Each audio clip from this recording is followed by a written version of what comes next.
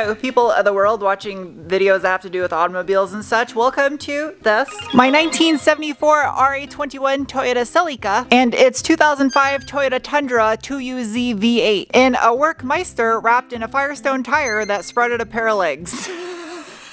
I'm a pair of legs. If you're new and you like to get caught up on the last video where I worked on the 2UZ, up above my head is a link to that video. When I first started this resto mod and V8 swap project on my 74 Celica, I decided that I would send the engine out to a reputable engine builder to save time so I could focus on the chassis of the car, since the entire thing had to be stripped down to bare metal, repainted, not to mention all of the suspension and running gear upgrades I had to make for the V8. Aside from having a background in aerospace maintenance, one of the additional duties I did when I was in the military was a quality assurance inspector, QA inspector, to inspect aviation maintenance, and those skill sets are proving very valuable right now. So I started digging around over here on this side, and because this one does not have any spark plugs, I was able to look down inside there easily and also stick a tiny magnet down in there as well. The front cylinder right here on the right bank, I picked up a magnet's worth of old rust particles that I pulled up out of there. All of this came off of that magnet. But then I got over here to the left bank, and if you look down inside those spark plug tubes, you can see that right there is a 9-year-old rusted spark plug. They never removed these at the machine shop. So needless to say, after all those indicators, that's enough for me to realize I need to tear this engine down and rebuild it myself to ensure this is done properly, which means I lost out on about $16,000 in 9 months worth of time and money having someone else do this. While I am fully capable of rebuilding the engine myself, it made more sense to send it to a dedicated engine builder because of the fact that it did have to go to a machine shop regardless during this process. And it was more efficient that way, delegating some of the work to another business. Now, I have never torn apart a 2UZ before, but I have stayed at a Holiday Inn Express.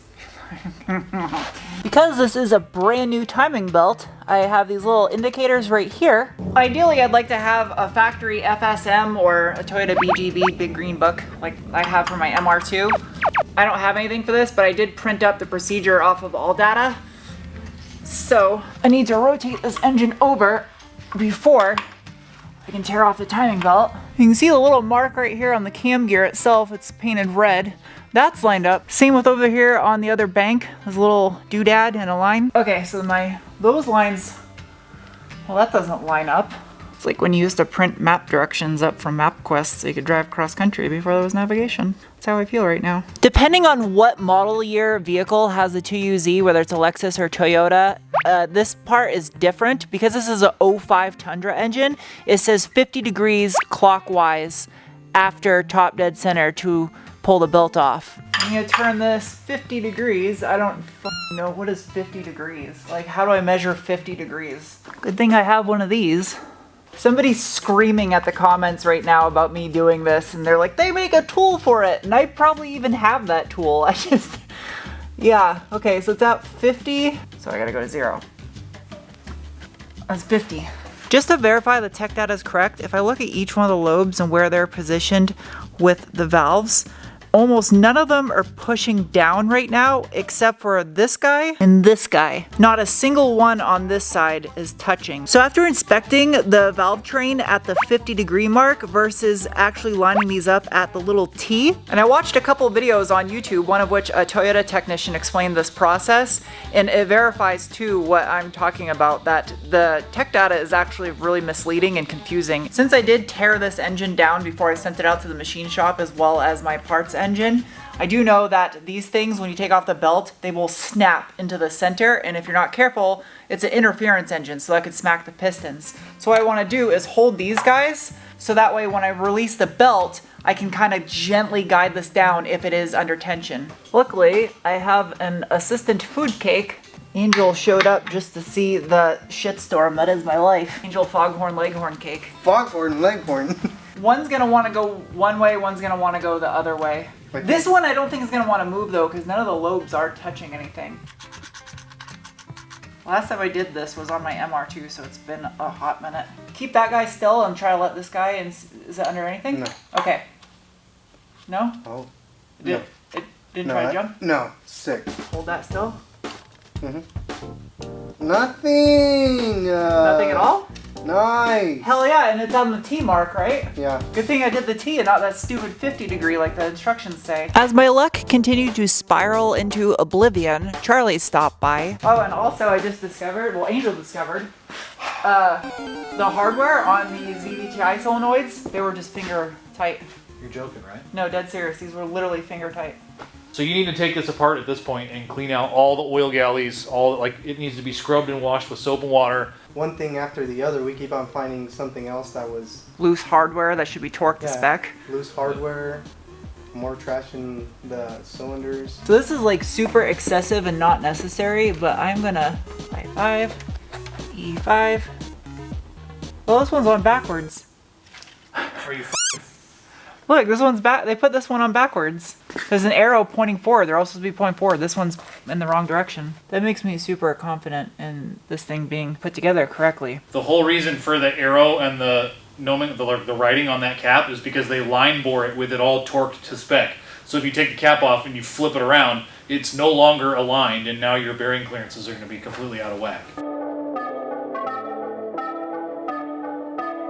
So it's the following morning, and I got in contact with the company that I paid to do this engine build. They saw the last video that I put up on it with all the broken studs that were in the cylinder heads, and I didn't mention who this company is in the video for a specific reason, and I'm still not putting them in this video because that doesn't make me a better person to completely trash a business even though they did me wrong. Which too many people are too quick to do that to one another. And it's not the right thing to do because I know how the internet is and everyone wants to jump on somebody's throat when they do something wrong. Nobody is perfect and people make mistakes, and I gave them the opportunity to make this right, and they're gonna make this right. He's gonna tear the engine down, basically redo everything I initially paid for, and then send it back to me within 30 days. Now that's over with, I need to do some work. The decision to send this engine back was not one that was easy to make. My gut feeling is I wanted to fix this engine myself, tear it down, inspect everything, measure everything, clean it, relube it, and assemble it. But the downside is if I do find anything damaged and it needs more machine work, I'm out a lot of money, not to mention the 9 months that it took for me to get the engine done to begin with. So because the company was very understanding and honestly they were super cool about it when we spoke on the phone and apologetic, I feel this is the right decision moving forward. Which means this project is gonna probably take a little bit longer than I expected. Now that those parts are harvested and the junkyard engine's back in the car, I'm gonna continue on like I had the good engine in that engine bay with fabrication. It shouldn't really stop me from getting this car done on time because there's still a lot of other things I can do. And this, oh, I got even more room. My AC condenser sits approximately like right there, and I have that much room for radiator and fan. I think this is gonna be okay. Retaining factory air conditioning on this car is an absolute must, so I have to be able to fit this AC condenser in here. It just dawned on me that I threw my alternator away because it was so disgusting that I didn't think they'd accept it as a core. I bet you this AC condenser is literally unobtainium. So this is gonna be the challenging part, radiator clearance wise, thermostat housing. This is not gonna work. That does not leave me room at all. Like that is, like how am I supposed to get inside here though? I do have this style. And also it's the next day. I gotta get this engine shipped off today to go back to the engine builder. So I got a lot I gotta do today. That's literally the same on this side, but this side's worse. This probably works better because I can drop a cooling hose straight down from here, whereas that's up by the hood. This though is a problem. I love the internet. Someone has already thought of this issue, but it says for 1UZ, which I know is the same as a 3UZ, but I wonder if this is actually different on a 2UZ. Don't mind my giant car cover in the back seat. I try to keep this thing covered up so the sun doesn't destroy it. That's what you do when you can't afford a bigger shop, but you have to park cars somewhere. Parts! I have so many parts. That is another UZ! Aw man, it's literally the same shape on the non-VVT-i 2UZ. I was taking a chance it was slightly different, but right here though is the original radiator for the Celica. Look at that thing, it's like perfect still. This hardware is also mint, so I got lots of good hardware that I can come harvest if need be. I'd be super sad if this guy pees all over my floor. It's not the first time I've said that before.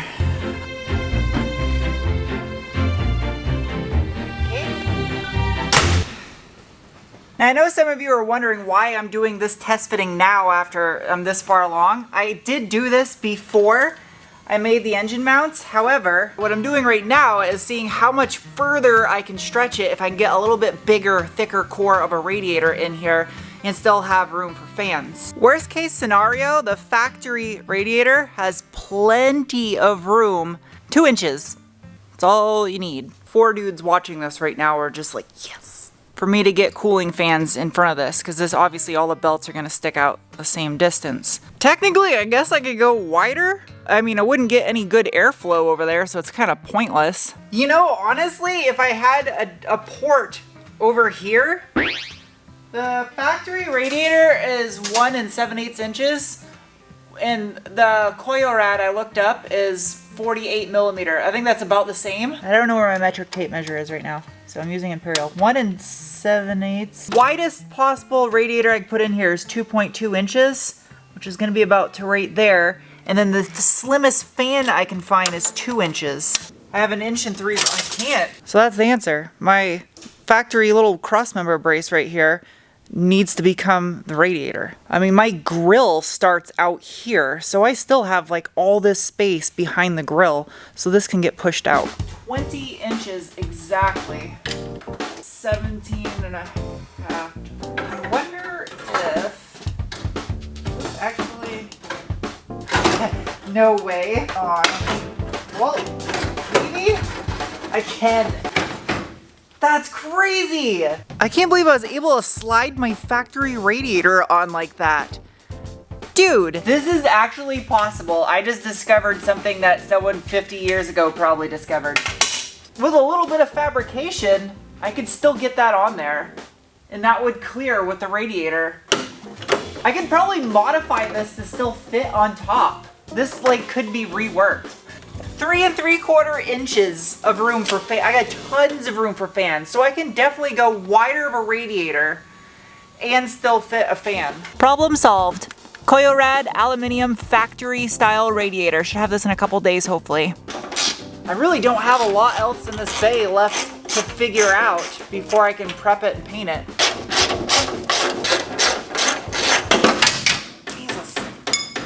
Hopefully this is as easy as I think it is. The gold lobe on the top of this camber plate needs to be facing the engine. So I'll flip this plate around, just like that, upside down. In doing this, it'll change the range of adjustment motion to the other side of the plate from where it was before. It'll make sense in a sec.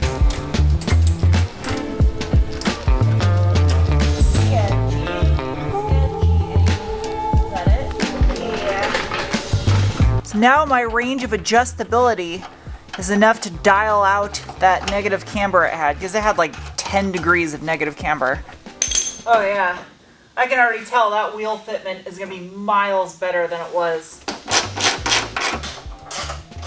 You can see over here in the driver's side that I haven't done yet, and yes, it is in the air, that does account for something, but it is so cambered in at the top right now, and you cannot adjust it out any further. It's maxed out. So by flipping that plate,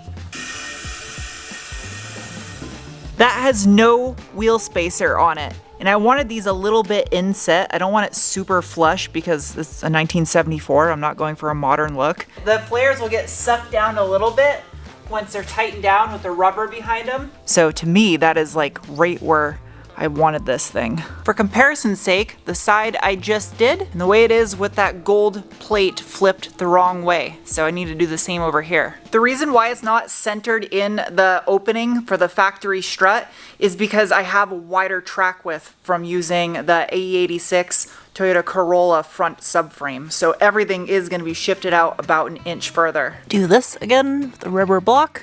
With all the stuff that transpired regarding the engine in the past 2 days, I was considering starting on the next build, the car I actually bought like 7 or 8 months ago, to do after this. But I do not have the shop space to have 2 cars tore apart in here. So I think it'll all work out just fine because there is still enough work for me to do on this thing while they redo that engine. And on top of that, I have Charlie's F350 Cummins swap that Fred just finished up the rest of the bodywork today, and he plans on painting it over the weekend. So I think it'll be all right. I honestly was most stressed out about having this project take any longer because I know a lot of people have short attention spans for stuff like this, but based off of my analytics, I have an audience full of people with good attention spans, which means I have probably an audience of highly intelligent people that understand how this stuff works. So, I don't know, I guess thank you for being smart or something. Let's not break a finger. Sweet. Oh, come on. Going down. I don't usually plan out videos, but I had initially thought that that engine would be in this engine bay by the end of this video, and that didn't happen. And I apologize for those of you that were hoping for that. It is what it is. That's life. Oh, it clears. It clears the radiator cap. Even with the radiator sitting right here in the center, it still does not hit the underside of the hood. That is insane. Like, this works. So the next video on this car, I'm probably gonna wrap up the interior since I have everything to do that. And also, hopefully the radiator will be here in time and I can start that final fabrication and get the bay prepped to paint. I guess a benefit of the engine not being ready is I still also don't have the ECU yet for this thing. So that's working in my favor. But yeah, thank you guys for watching and I'll see you soon with another video. Bye.